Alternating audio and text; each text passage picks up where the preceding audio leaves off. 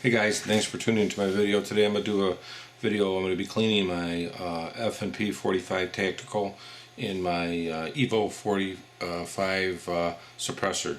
This is a 45 ACP. It's threaded in a 578 by 28 millimeter thread pattern, which fit just about all your commonly available barrels. First, let's go ahead and start and show you the gun is empty. It's an empty 15 round magazine. Nothing in it. As you see, this particular one has the Armor 6.05 MOA adjustable. Adjustable Armor is nice because this one here, you can have it adjustable, automatic, and if you hold it down, it will shut it off. So it's nice. Now you have the X5L Viridian tack light here, which has a green laser here and a light there. There's 5 or 6 different modes, and this also has a switch in here. If you hold a magnet, it'll turn it on and off for like a holster. But this is a big animal to be in a holster. Just if you don't know about the FNP45, the FNP45 Tactical is the precursor to the FNX45 Tactical. The big difference on this is the FNP45 Tactical had a matte stainless slide, whereas the FNP has for some reason the only one that has this matte slide. FNX 45 only has flat darker and black. So I don't know why they don't do this in this for the FNX, but they don't. It has high-rise suppressor sights. They both have that. Ambidextrous safeties, ambidextrous decockers. It's full double action. You can hold it back and cocked and locked like a 1911, or like that. Skeletonized hammer, real nice trigger. Takedown is real easy, but we're going to be cleaning, so we'll go through that. So that's the FNP45 Tactical, and I've put about a few hundred rounds through there. I did a little superficial cleaning at the range, but I want to go a little bit more in depth. Second item is the Advanced Armament Evo 45 can or suppressor. This actually that's perfect for this. It really quiets it down. I'll do a few videos with the suppressor on there and show you it as soon as I could get back to the range again. I do have 1 or 2 videos out now. So first, let's go ahead and clean the suppressor. Normally the suppressor comes with this little tool here, as you can see, and definitely the suppressor needs to be cleaned. And there's these holes in there, so when you take it, you will hold it and just turn it like this. I cleaned it a little, but not fully. This will loosen up the piston, and then you'll be able to take the piston out. There's an O-ring, and then the piston is right in here. And here's your piston. This is, on this particular model, it's all in one piece. So let's go ahead and first clean the piston. You'll see it's, let me get this slide down. Oh yeah. You'll see it's quite a bit of carbon on there, so take the spring off. Remember the flat edge is there. It doesn't really, they're both flat, so I guess it doesn't matter. Take this here, and we're going to get a piece of paper towel. Take a lot of grease off. Lay it down right here. And let's get our carbon remover. See how good that, good way to check it out. I haven't really used it that much. And we should have a toothbrush here, and it is taking the carbon off. It looks pretty good. They say you probably should use when doing this you know, a pair of gloves. Let's get this a little closer here, and it is breaking it up. See, already I can see it breaking up. I'll get this a little closer because you're going to focus in here. Carbon remover. It's so close. It's just, you know, this has got a lot of carbon. It's been under quite a while. I mean, so let's soak a little. Probably could use a wire brush, but what I'll use, I got these cleaning copper brushes, and I'll use that, and that'll probably help it come off a lot more. And yeah, let's see, look how fast that's coming off there.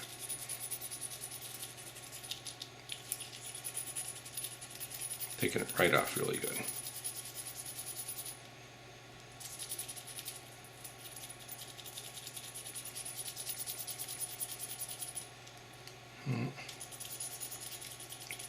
works really good. This is some good stuff. It's a Wilson Combat product, this carbon remover. It's nice that they make cleaning supplies. Get in there in these grooves here.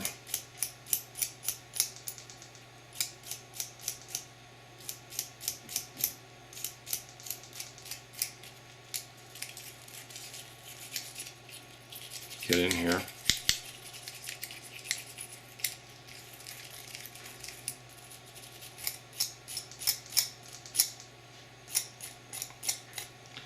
Take your paper towel again, wipe it down, see what came off. You'll notice it's going to be a lot cleaner this time just by going that little bit over there. Big difference, look at that already, how clean that is. So let's go ahead and put a few more drops of this carbon remover on there. I actually squirt it inside too because this really needs a good cleaning. I don't remember the last time I really cleaned this good. You can, like I say, wear rubber gloves if you're worried about any lead buildup, but mainly it's carbon. That's what the main part is in here okay, so actually it's looking pretty good now. Get in there.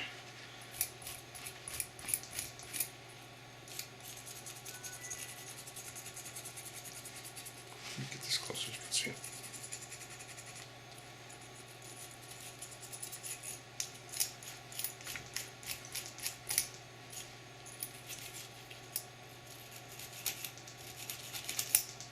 Okay. These suppressors are about 700. You need a special license for them. You will need a extra truss. This is probably the best way to do it. It's the cheapest. But I highly recommend getting one while you can, because our laws are changing and pretty soon you probably won't be able to own one. I don't know what's going to happen with the people that have one. I don't know how the laws will change there. Okay, so that looks pretty good. I'm not going to go too deep into that to clean it. We'll go ahead and wipe it up a little.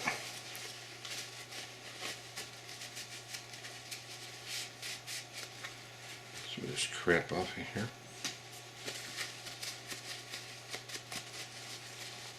Okay, so it works pretty good. You see there's some edges in there I could still get, but I don't really have to get that now. Okay, so that's cleaned up. You can actually do the same thing with this, which I've already gone over it with some of the carbon removers, so I'll just real quick, because you don't want to shorten the life of any of this equipment by having carbon buildups on it or anything. But okay, so let's clean that spring up. Let's go ahead and put this piston back in there. Lay that there. Inside, this is pretty much clean. I had cleaned it already inside there quite a bit last time, and I blew it out, and so I'm just going to get some of the, maybe a little bit of carbon in there.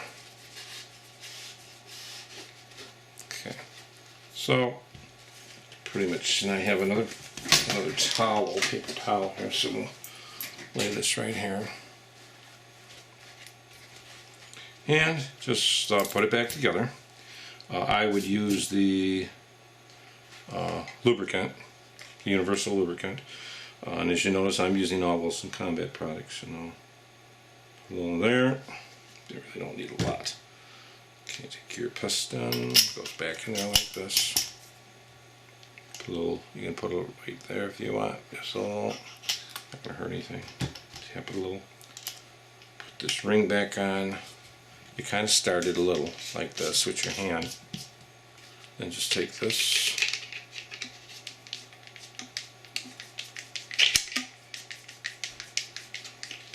Now it's tightened.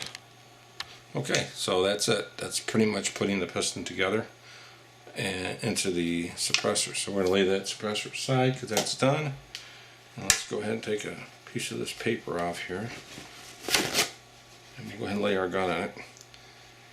And then we're going to go ahead and clean this. Easiest way to do it is for surface crap, you use your toothbrush. For up in the serrations and stuff, you can use your toothbrush to clean that out. I would lock it back, then you have this drop down button here, and you go forward, and that will completely take it apart. And here is the two parts of the gun.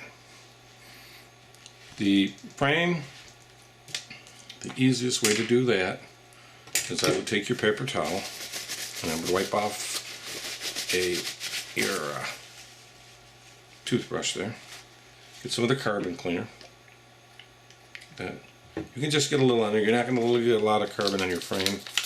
You can go in there, in there. You're getting just surface crap off, really. Get up in there a little, along the rails. That's all you really need to do. Wipe it down again. You can actually put it on the paper towel and rub it in like this. You can do a complete takedown, but it's not really needed unless you really have a lot of heavy field use on it. And that's only really required probably to do it maybe once a year or something. So there. Okay. Now the next thing is the slide. Comes apart pretty easy. I would take off your thread protector. This is your thread protector for your suppressor. I'm going to pop out your recoil rod. Take out your barrel. My barrel I polished actually. Then in here it's pretty clean, so what I normally do is take my carbon cleaner again. I'll put just a few drops on there like that. Take my toothbrush and again get into the breech face. But what you're going to want to do, you don't want to get shit on there, so you probably should just hold something over that when you're doing it. You don't want to get it so that's all. Pretty easy. It's not. The nice thing about this cleaning compound, it doesn't smell. It's not greasy. It's a special compound for inside the house. So your wife will not get mad at you because she will never smell it. So it's not a stinky compound. I really like this stuff. It smells like a. There's no smell hardly. So do your breech face in there. Right there. And get in there. And I recommend having a few Q-tips because then you can get into these rails areas like this. And along the side rails here, up in here, get up in here. Look at that. Then you can take another shot at the gun, take a look here. Make sure you get in here, in here, in here. Some of the areas where dirt might accumulate, you can't get in there. Okay, up in here, and it's really common. There. Okay, so just do the best you can. Get all that crap out of there. Assembly, what you're going to want to do is you're going to use your Ultra Lube and put just about one drop here in this rail, and like one drop there. I would put a drop there, a little bit along here, dust connector, and there. It depends if you have, in fact, done any lubrication work on it, because if you haven't, and I really haven't, and I will put a little in the extractor there, just a little drop. That's a little too much, so go ahead and wipe that off. I just put a little smidgen too much. Okay, so lay that down. Get your barrel back in, and the big thing is wear occurs up in here. You can see anywhere there's a line like it's hitting, I would just put a drop, because that's going to be a wear point in your gun, and that's potential where it's going to be rubbing. So whenever it rubs, that's what you want to do. I'm going to put some lubricant there, and it's a one-sided thread protector, so you can only put it on one side. So you can only screw in from this one. You can't put in the other side. Some are two-sided, and then I would just put it on there. I mean, this is saying that you never have lube, but I noticed using this lubricant, and then you want to do your side rails here. It makes the gun a lot smoother. This is really good stuff, I'm telling you. I'm going to do side rails, side rail, side rail, 1 drop in there. This has never really been lubed, at least with this stuff, so locking block here. Okay, and then in here too, any rubbing area. See how it rubs in there? And just not a lot, just a little drop. Really good stuff for guns.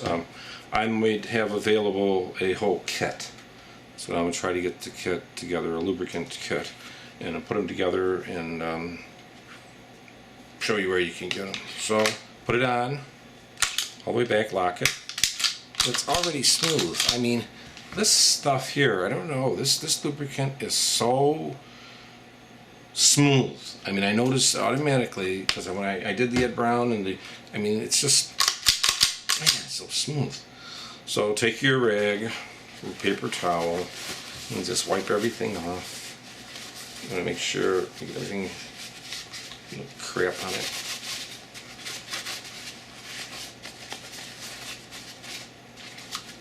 And then, like I say, you cycle it a few times. Boy, I noticed a difference right away when I put this stuff in the gun. That lubricant makes your gun so smooth. I tried to bring you some videos that you're not going to see, and a lot of these you're not going to see. Other people aren't taking their guns like this apart and they're talking about politics and stuff, I guess, and I guess that's a good idea, but I'd like to just show you. So get it all cleaned up, get rid of this dirt here. I'll have to lay it down, and that's about it for that. Now what I'm going to do is actually use this bore polish just for my bore one time. It's not really needed to do that, so I have this bore polish. Removes copper, polishes the bore, improves over accuracy, contains no ammonia. So what I'm going to do is find a, if I can even find, I kind of got to get a new cleaning kit eventually. If I can find a, there it is. I can find a adapter here. I have to adapt this rod down. And then I'm just going to do this. It's so simple. Just, you know, okay, take this, I take this, and I'm going to take it and just put a few drops of the bore polish in the bore. 2, 3, 4. 1, 2, 3, 4. And then I'm going to take this. Normally I would wrap a paper towel on it. Today I'm not, because I forgot to do it. Okay, that's about it. That's all I'm doing. And it really makes it shine. So I just put a little on there to shine it up a little. And we're all set. And that is cleaning the FNP45 and the Evo 45 suppressor. So now once they're cleaned, everything is ready to go back to the range. I will be getting this out and doing some range videos for you with the suppressor and without it. We'll do some maybe this week, possibly even tomorrow. So thanks a lot. But you don't really need much to clean them. But I really recommend picking these up. They're probably about $5 or $6 a bottle. But Wilson Combat, these are some great products. They don't stink. That's the biggest thing. You're not going to get kicked out of the house because something stinks.